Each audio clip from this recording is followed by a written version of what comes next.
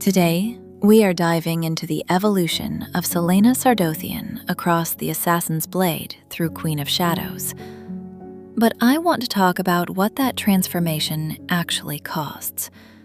This video is for people who have already read the Throne of Glass books up through Queen of Shadows.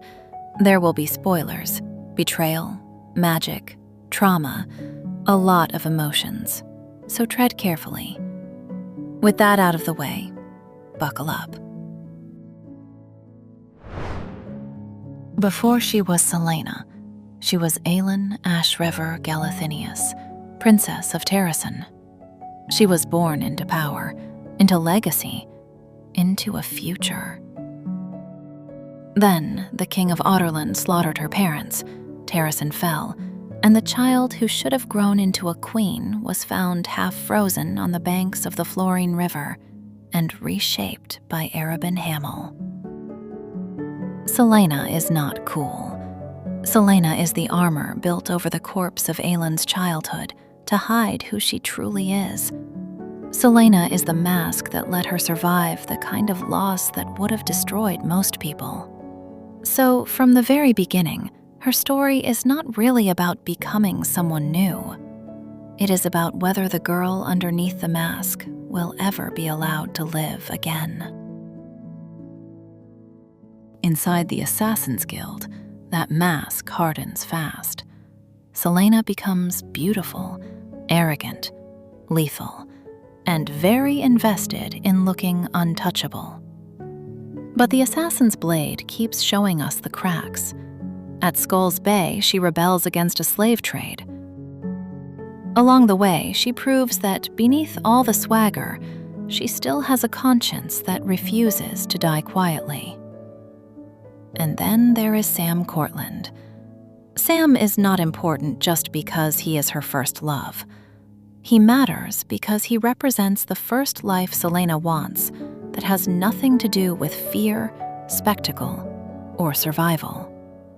He is the first real future she chooses for herself. So when Sam is tortured and murdered, and Celaena's attempt at revenge ends with her capture and sentence to Endovier, the lesson is savage.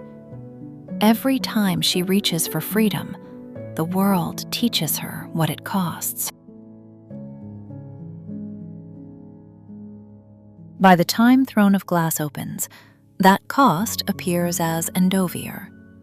It is a death camp where most people do not last long, and yet Celaena survives a full year there before Chaol pulls her out to meet Dorian. And the offer Dorian makes is obscene enough to work. Compete against murderers, thieves, and warriors. Win the king's contest. Become the king's champion. Earn your freedom at the end. She agrees, because all she knows is to survive.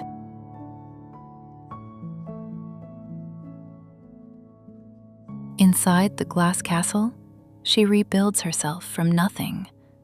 Under the alias Lilian Gordana, she competes as the only woman in a deadly trial. She works. She adapts. She wins. Her reward is servitude. And that is the absolute core of Celaena's character. She is the deadliest, most cunning person in any room, yet utterly powerless to claim a life that actually belongs to her.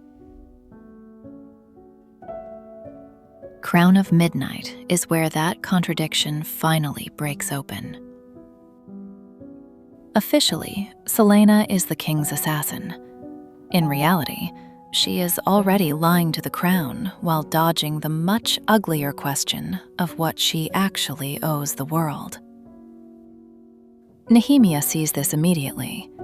She asks Celaena to help save Eilwe, and Celaena refuses because she wants her own freedom more than anyone else's. Then Nehemia is murdered, and Celaena loses the privilege of pretending neutrality is clean. Her grief turns feral. Her rage is catastrophic. But the most important shift is moral. At Nehemia's grave, she swears to fight, and by the end of the book, the truth she has been fleeing is fully dragged into the light. Celaena is Aelin, and Aelin is the lost queen of Terrasen. Heir of Fire is the book where the mask starts cracking for real. In Wendlyn, Celaena is forced to confront her darkest truth, and that truth is bigger than a hidden name. It is grief. It is magic. It is trauma. It is the fact that she has spent years treating Aelin like a corpse she could simply keep buried. Rowan does not let her do that. Their relationship begins in hostility, then gets forged through shared pain and battle, until she can no longer keep pretending that the fire inside her belongs to someone else. By the end, she embraces her identity as Aelin. More importantly, she chooses what that identity demands. She decides to return, to reclaim her throne, and to fight for something larger than her own escape. This is the point where survival stops being the goal and responsibility takes its place.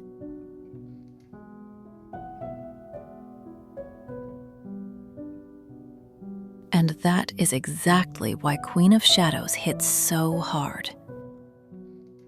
She returns to Rifthold no longer as a girl hoping the world will let her vanish, but as a woman, deciding which parts of Celaena still deserve to live. She faces Arobin, the man who built her assassin persona. She reclaims the amulet of Orinth he stole from her broken body. She fights for Aedion. She refuses to abandon Dorian. She tears through the systems that owned, used, and named her. By the time the clock tower falls and magic returns, the story is no longer asking whether Celaena can survive another cage. The question has changed. Now it is asking whether Aelin can bear the weight of a crown, a people, and a war. And by the time she rides north, the answer is finally yes. Celaena's true character arc is not that she was secretly special all along. We knew that from the start. She was famous, gifted, deadly, and, inconveniently, born royal. The real arc is that none of those things made her worthy to rule. Early Celaena is charismatic, clever, and powerful, but she is also avoidant. She confuses self-preservation with freedom and detachment with strength. Nehemia's death destroys that illusion. Wendlyn teaches her to survive her own truth. Queen of Shadows is where she finally integrates it. Aelin does not become queen because her bloodline says so. She becomes queen when she stops using trauma, fear, and survival as excuses to remain uninvolved, and starts choosing duty, even when it threatens to cost her everything.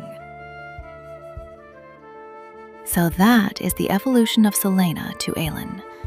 She spends the series proving she can survive anything, only to discover that survival is not the same as healing, and that no amount of victory can replace the love she has to learn to give herself. Thank you so much for watching, and if you enjoyed this breakdown, you know what to do. I'll see you in the next one.